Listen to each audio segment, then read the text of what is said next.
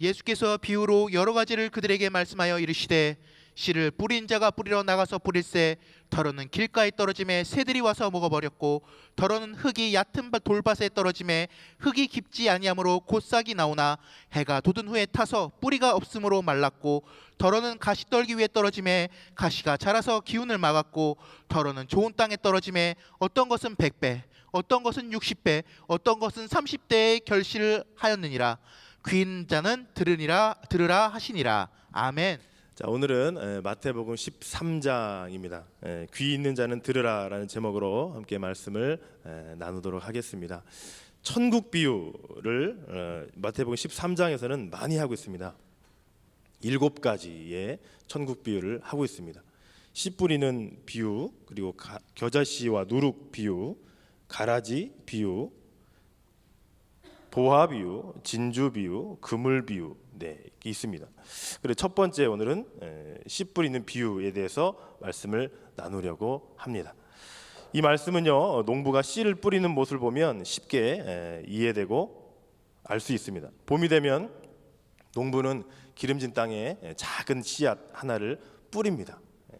씨앗을 뿌립니다. 그러면 심을 때는 분명히 작은 하나의 씨입니다. 근데 이것이 햇빛과 공기 그리고 물을 공급받으면서 씨앗이 자라납니다. 파란 싹이 납니다. 그리고 싹이 자라서 줄기가 되고 가을에는 탐스러운 열매를 주렁주렁 맺기 시작합니다. 작고 연약한 씨 하나가 변하여 100개, 60개, 30개 이상의 열매를 맺었다는 것. 이것을 오늘 본문 마태복음 13장 8절에 보면 더러는 좋은 땅에 떨어지며 어떤 것은 100배, 어떤 것은 60배, 어떤 것은 30배의 결실을 하였느니라. 천국이 이와 같다라고 예수님은 말씀하신 것입니다. 그래서 씨 뿌리는 비유를 통해서 무리들에게 전하시고 또한 제자들에게 더 정확한 의미의 해석을 이렇게 전해주시는 장면이 오늘 본문의 내용입니다. 오늘 본문에 등장하는 씨는요, 한 알의 밀알처럼 생명을 담고 있는 하나님 나라의 복음을 의미합니다. 13장 마태복음 13장 앞부분에서는 예수님께서 집에서 나가서 바닷가, 배경은 바닷가입니다. 바닷가에서 큰 무리들에게 그에게로 무리가 모여든 상태에서 예수님은 배에 올라가셔서 온 무리에게 말씀을 하시는 장면입니다. 그리고 무리들에게는 비유로만 먼저 말씀을 해주십니다. 그래서 예수님은 비유를 말씀하시고 9절 말씀해 보니까 귀 있는 자는 들으라라고 말씀하셨습니다. 들으라. 귀 있는 자는 들으라. 왜 예수님이 이런 말씀을 하셨을까요? 모두 다 사람은 귀가 있는 것은 당연한 것인데 왜 당연히 귀가 있는 사람에게 강조하셔서 귀 있는 자는 들으라 하셨을까요? 분명히 이렇게 말씀하신 이유가 있습니다. 천국은 천국 말씀을 듣고 이해하는 사람에게 그 천국이 열리게 되는 것입니다. 그 천국이 열리기 시작합니다. 18절 말씀을 보니까 그런즉 씨 뿌리는 비유를 들으라라고 되어 있습니다. 너희들이 들어야 한다. 굉장히 강조하시는 명령형입니다. 예수님은 너무나 확신 있게 하늘의 권위를 가지고 천국 비유를 선포하고 계십니다. 너희는 하나님 나라의 생명의 말씀 복음을 들어야 한다라고 강한 어조로 말씀하고 계신 것입니다. 예수님은 천국은 천국 말씀을 잘 이해하고 받아들일 때 비로소 깨달아지고 느껴지고 보여지는 것으로 설명하셨습니다. 그렇다면 왜 무리들에게는 비유만 말씀하시고 제자들에게 강력하게 더 정확한 의미를 해석해서 말씀해 주셨는가? 그것은 예수님께서 수많은 무리들을 가르치셨지만 안타깝게도 그들에게는 들을 귀가 없었다는 것입니다. 수없이 가르쳤는데도 그들에게는 들을 귀가 없었습니다. 기적에는 반응했지만 와 대단하다 좋다라고 반응했지만 하나님을 향해 마음을 열지는 않았습니다. 하나님의 말씀을 집중하여 듣지를 않았습니다. 더 정확하게 성경에서는 오늘 본문 13장 13절에 이렇게 예수님이 말씀하십니다. 제자들이 물었습니다. 예수님께 왜 그들에게 비유로 말씀하셨습니까? 하니까 13절에 내가 그들에게 비유로 말하는 것은 그들이 보아도 보지 못하며 들어도 듣지 못하며 깨닫지 못함이니라. 그리고 15절에 이 백성들의 마음이 완악하여져서 그 귀는 듣기에 둔하고 눈은 감았으니, 그들이 듣질 않았다는 겁니다. 그들이 눈을 열지를 않았다는 겁니다. 그들이 마음을 열지를 않았다는 것입니다. 아무리 예수님이 얘기를 하고 얘기를 해도 듣지를 않았다는 것입니다. 신앙생활하면서 아무리 오래 교회 다녀도 무리지어서 신앙생활을 할 뿐이지 주님과의 간격이 가까워지지 않는 사람들이 있습니다. 5년이 지나도 10년이 지나도 주님과의 간격이 좁혀지지 않는 사람 있습니다. 문제는 주님의 말씀이 들리지를 않는다는 것입니다.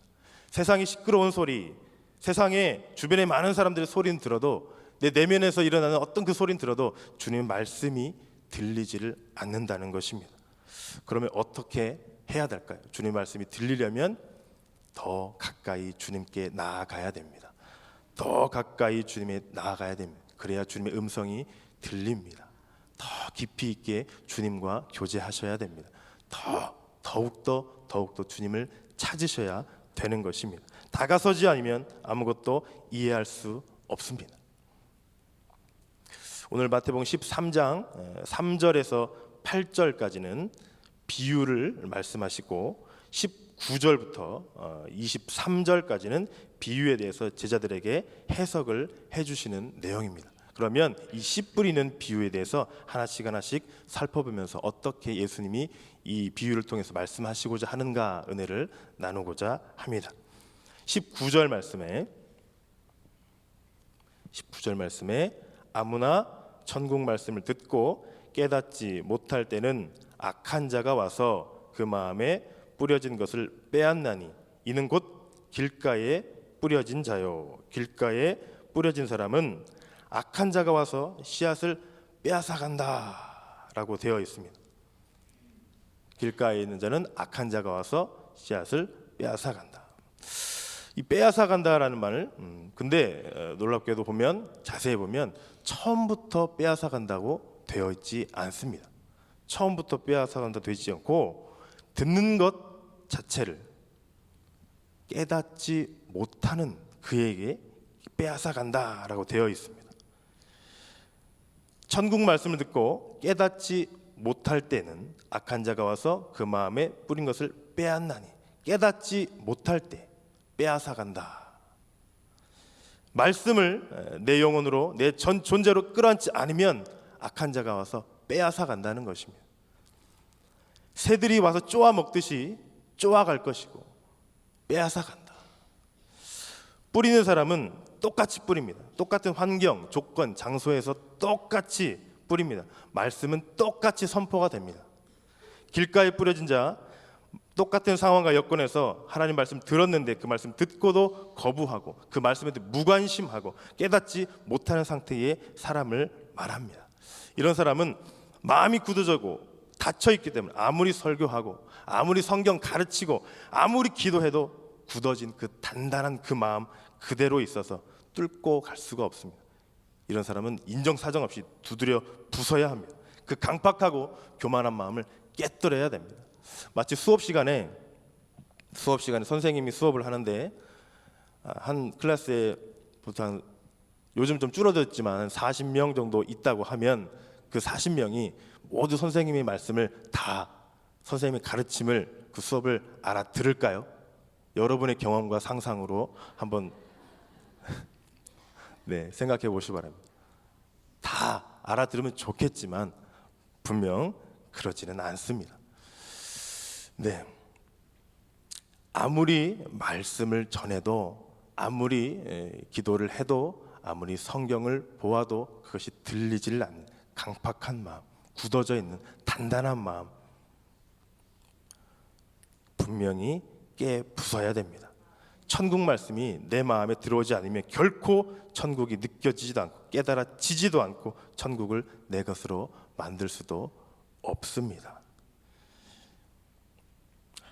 오늘 본문 20절, 21절 말씀에 두 번째 종류의 사람이 등장합니다. 돌밭에 뿌려졌다는 것은 말씀을 듣고 즉시 기쁨으로 받되 그 속에 뿌리가 없어 잠시 견디다가 말씀으로 말미암아 환난이나 박해가 일어날 때에는 곧 넘어지는 자요라고 되어 있습니다.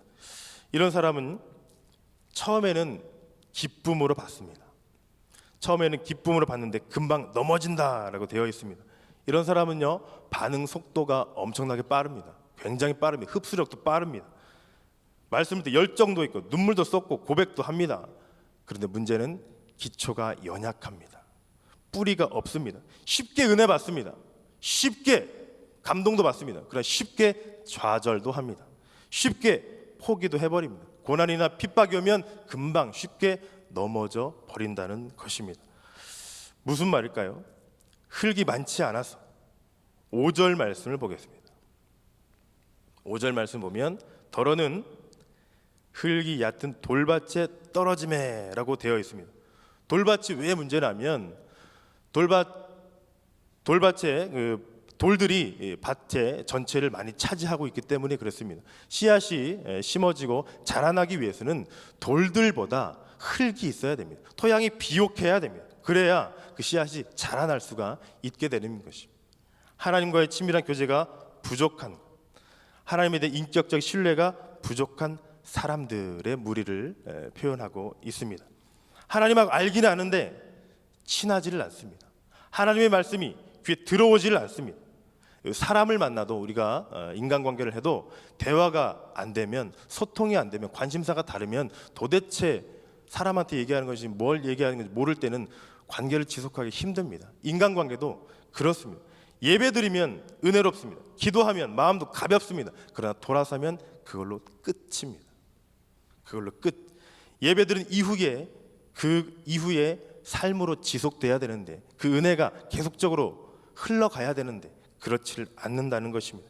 그냥 내만 편해지고 은혜 받은 걸로 끝, 거기까지입니다.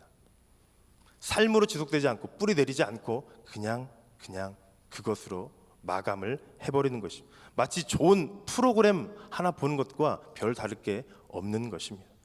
겉보기에는 예수 잘 믿는 것처럼 보이고 다른 사람들도 그렇게 보지만 실제로 그 사람 안에는 아무것도 없습니다. 아무것도 없습니다. 첫 번째 길가는 원수의 악한 자의 공격이었지만 두 번째 돌밭은 원수가 빼앗아가지도 않습니다. 스스로 넘어진다 되어 있습니다. 넘어진다. 21절에 곧 넘어지는 자요라고 되어 있는데, 이 넘어진다는 것은 덫이나 웅덩이를 파고 거기 들어간다는 것입니다. 넘어진다는 것, 빠진다는 것. 처음에는 말씀 듣고 감격했습니다. 은혜도 받았습니다. 그러나 헌신 안 한다는 것이죠. 거리를 두고 적당하게 두고 은혜만 그냥 받겠다는 것입니다. 자기 힘들면 찾아와서 울고 사랑한다고 그렇습니다. 매달립니다. 그러나 힘들면 또 찾아오고, 그러나 괜찮아지면 또 가고, 반복하는 것입니다. 고난과 핍박이 오면 하나님 과연 나 사랑하시는가? 내가 기도해도 응답도 안 하시는데 나한테는 아무도 의미도 없다. 확 무너져 버린다는 것이죠. 고난이 오면 신앙 고백이 더 깊어지는 사람이 있는 반면에 고난이 왔기 때문에 신앙생활을 거기서 멈추는 그런 사람들도 있습니다. 이 말씀을 묵상하면서 저는 저의 모습이 조금 떠올랐는데요. 저는 운동을 잘 하거나 좋아하지 않습니다. 저랑 조금만 이렇게 운동을 해본 사람은 분명히 알 겁니다. 제가 거짓말을 하는 것이 아니라는 것을. 그런데 운동을 해야 될 때가 있습니다. 이렇게 또 같이 어울린다거나, 특히 제가 청소년 사역을 할 때는 운동을 해야 됐었습니다. 특히 남자 아이들과 교제할 때 운동을 통해서 쉽게 금방 가까워지고 친해집니다. 나이 차도 있는 그 사역자가 아이들과 가까워지기 위해서는 운동이 참 괜찮은 도구이고 또 방법입니다. 공 하나만 있으면 여러 명의 그 아이들이 함께 놀 수 있기 때문에도 그렇기도 하죠. 운동을 합니다. 큰맘 먹고 5분, 10분이면 정말 많이 버틴 겁니다. 네. 특히 농구나 축구 같은 경우에 많이 뛰어야 되지 않습니까? 공 던지고 하면 공은 왜 자꾸 다른 상대편에게 주는지 노력을 하려고 해도 잘 되지 않습니다. 그러면 아이들의 그 표정은 실망이 가득한 표정, 역력합니다. 어떻게 우리 교회 사역자분이 저럴 수가 있을까? 이런 말은 차마 하지 않습니다. 말은 그래도 조금 착한 애들을 제가 이렇게 사역을 했기 때문에. 거기서 이걸 느꼈습니다. 21절 보면 그 속에 뿌리가 없어 잠시 견디다가 그 뒤에 곧 넘어지는 자요. 네, 저의 운동할 때 모습이 상상이 됐습니다. 문제는 제가 압니다. 왜 그런지.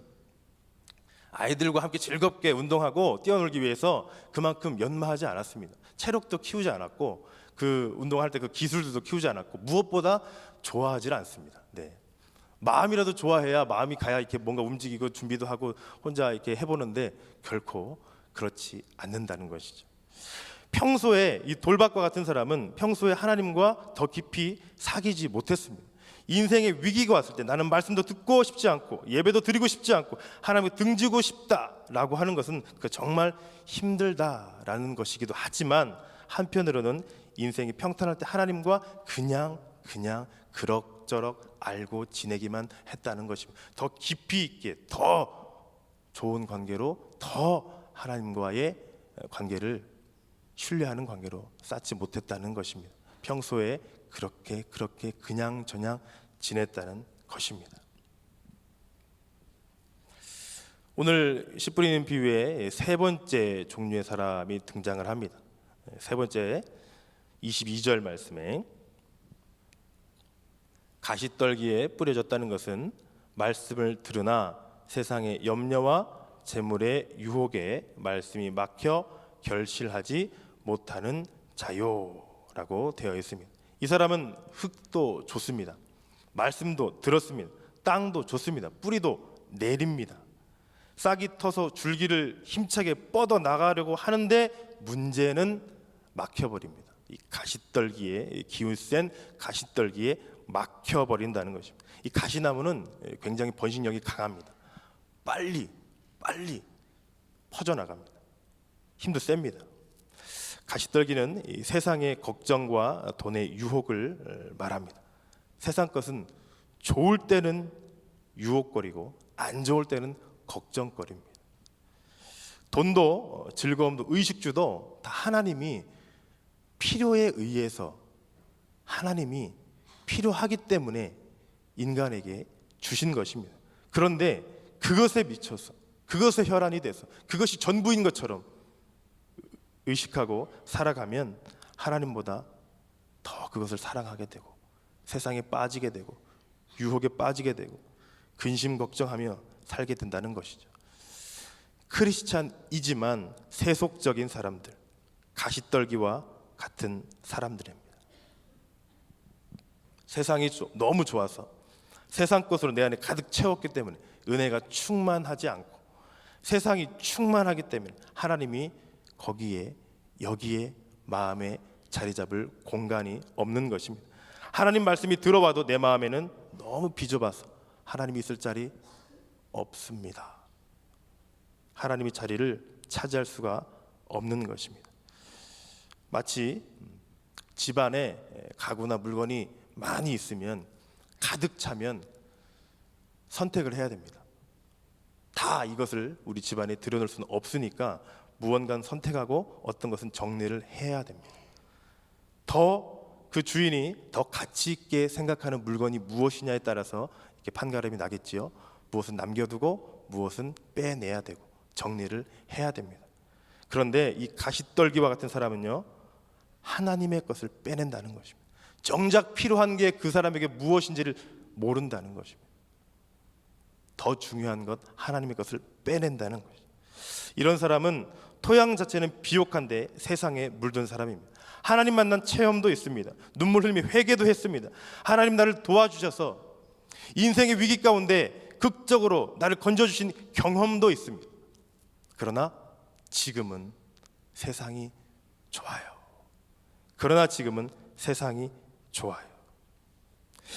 죄의 유혹 때문에 죄를 짓는 것이 아니고 죄와 세상이 이미 내 마음의 안방을 차지하고 있는 상태입니다.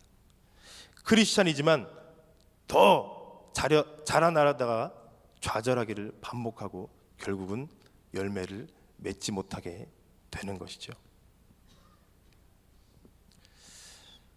오늘 이 비유의 마지막은